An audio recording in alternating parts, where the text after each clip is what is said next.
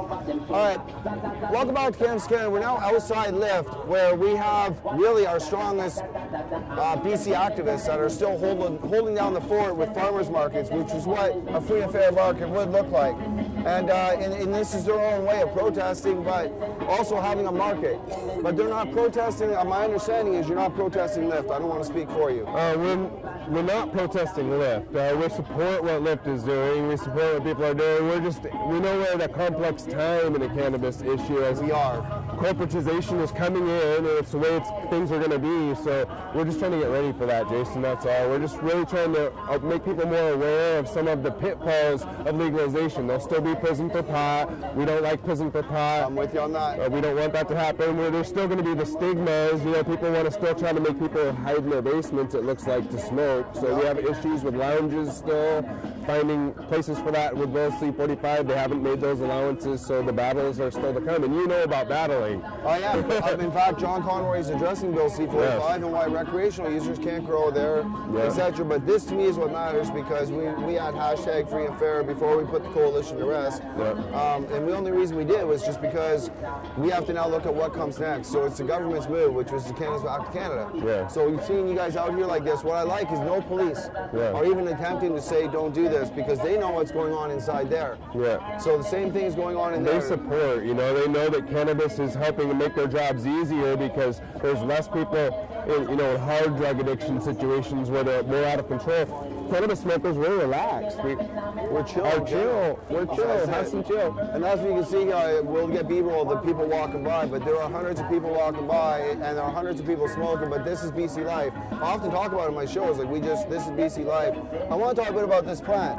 I came here this morning, it was cold as shit, and I'm amazed. I thought it was fake at first, and then I'm like, okay, it's older, it's got some purpling, but I thought it would be wilted by now. It is cold out here. I'm trying to protect the roots the best I can here. It's a protest plant. It's had a hard life. I was going to say, I've got my new mascot on my show, and I don't know why it's growing really small, but this is a girthy plant to stand out in this temperature all day. It's actually super kush, so it must be super. So if anybody is in Vancouver and you're looking at where to go and come down and get involved with either this crew, set up your own tent, do your own thing, get involved with the movement, and whatever your part is in the industry and the movement, get involved, but do more than allow the federal government to continue to pass policy that makes us stand outside and have to sell cannabis versus run our own mom and pop stores.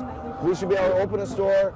If my brother and I wanted to open a store, we should be able to go open a store and sell it without and pay a reasonable policy fee. If we're going to sell edibles, food safe, that's it. It does not need to be controlled by a monopoly policy that monopolizes Canada. Yeah, let the people in on the medicine. Just let the mom and pop, the craft cannabis growers, let the small people have a piece of legalization because they need the money. And the economy is not great right now. That's good smoke. I don't know whose that is. I got to give a shout out to them.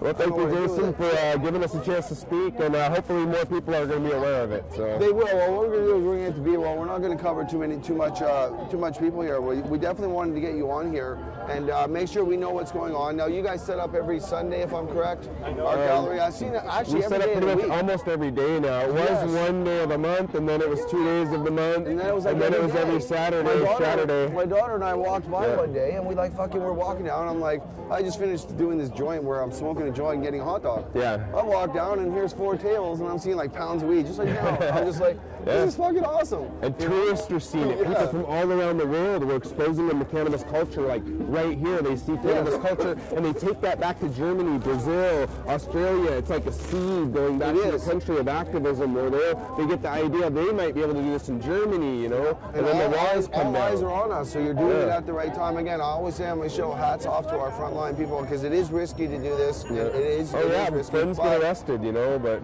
do you have to break laws in order to change laws? We know this. Unjust laws. Unjust laws are meant to be broken. They're meant to be broken. It's our civil duty. Actually, if you look at it, patriotism. And I often talk about this because constitutionally speaking, it is our duty to oppose any law. And that's why the coalition really fought free and fair, keeping these plants, keeping the genetics.